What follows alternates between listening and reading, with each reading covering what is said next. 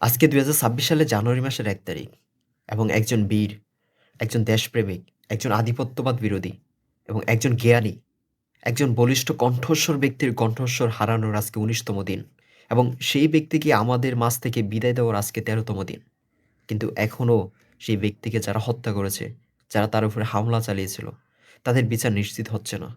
কিন্তু কেন হচ্ছে না? এই প্রশ্নের জবাব কেউ দিতে পারবে? পারবে না। কিভাবেই বা পারবে? কারণ তারা তো রাজনৈতিক প্যাঁচ খেলতেছে। আর রাজনৈতিক প্যাঁচের মাঝখানে তো এরকম কোনো প্রশ্নের উত্তর আসে না কখনো। যাই হোক, আমার কথা সেদিকে না। আমার কথা হচ্ছে যে, আমরা যারা সাধারণ মানুষ, আপনারা অন্তত হাদি ভাইকে ভুললেন না। যতদিন পর্যন্ত তার বিচার নিশ্চিত না হয়, ততদিন তাকে আপনাদের ঠোঁটের উপরে রাখেন।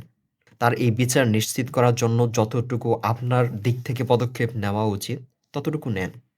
আগে আসেন। তাকে এভাবে সরায় দিলে হবে না। তিনি বলে গেছেন যে, আ আমাকে যারা হত্যা করবে, আমার উপরে যারা হামলা চালাবে, তাদের বিচার যেন দ্রুত নিশ্চিত করা হয়। অন্যথায় আগামী বাংলাদেশে এরকম কোনো বীর জন্মাবে না। সেটা সত্য কথা। আগামীর বাংলাদেশে আমার মনে হয় না যে এরকম বীর আর জন্মাবে।